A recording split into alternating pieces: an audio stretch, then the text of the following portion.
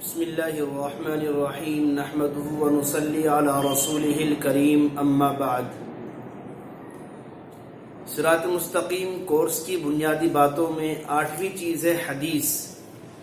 آج ہم آپ کو حدیث کے بارے میں بتلائیں گے کہ حدیث کس کو کہا جاتا ہے۔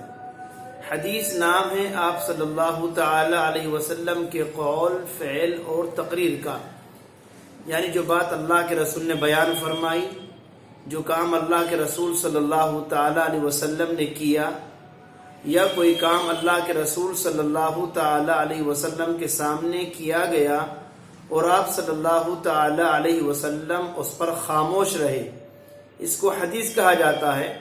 حدیث دو طرح کی ہیں، حدیث متواتر جس کو خبر متواتر بھی کہتے ہیں، اور حدیث واحد جس کو خبر واحد بھی کہتے ہیں۔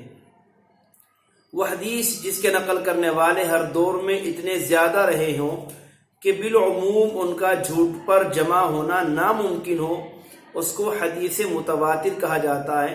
اور حدیث واحد وہ حدیث جس کے نقل کرنے والے حدیث متواتر کے مقابلے میں کم رہے ہوں۔ ایک اصطلاح ہے سنت۔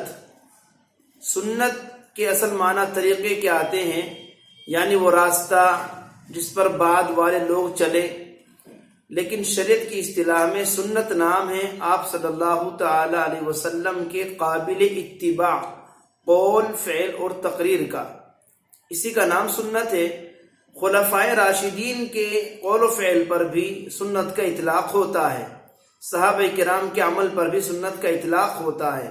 اللہ کے رسول صلی اللہ تعالی علیہ وسلم نے ایک حدیث پاک میں ارشاد فرمایا، علیکم بسنتی وسنت الخلفاء الراشدین، تم پر میرا طریقہ بھی لازم ہے اور خلفائے راشدین کا طریقہ بھی لازم ہے۔ البتہ ایک بات اور یاد رکھیں کہ ہر سنت حدیث ہے، مگر ہر حدیث سنت نہیں ہے۔ اور آپ صلی اللہ تعالی علیہ وسلم نے جو حکم دیا ہے وہ سنت پر عمل کرنے کا دیا، نہ کہ حدیث پر، اس لیے کہ ہر حدیث پر عمل کرنا ممکن نہیں ہے۔ حدیث معراج ہے، بہت ساری حدیثیں وہ ہیں جو صرف آپ صلی اللہ تعالی علیہ وسلم کی خصوصیات میں شامل ہیں، جیسا کہ 11 نکاح کرنا، اور اسی طرح بہت سی حدیثیں وہ بھی ہیں جو کہ منسوخ ہو چکی ہیں، جیسا کہ بیت المقدس کی طرف کو رخ کر کے نماز پڑھنا۔ تو ہمیں جو حکم دیا گیا ہے وہ حدیث پر عمل کرنے کا نہیں، بلکہ سنت پر عمل کرنے کا حکم دیا گیا ہے۔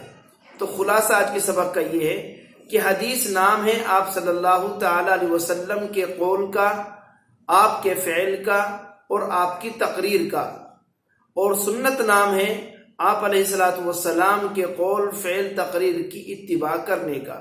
اللہ تبارک و تعالی ہم سبھی کو دین کی صحیح سمجھ عطا فرمائے اور پیارے آقا علیہ الصلوۃ والسلام کی سنتوں کی اتباع کرنے کی توفیق نصیب فرمائے۔ آمین۔ وما علینا الا البلاغ المبین۔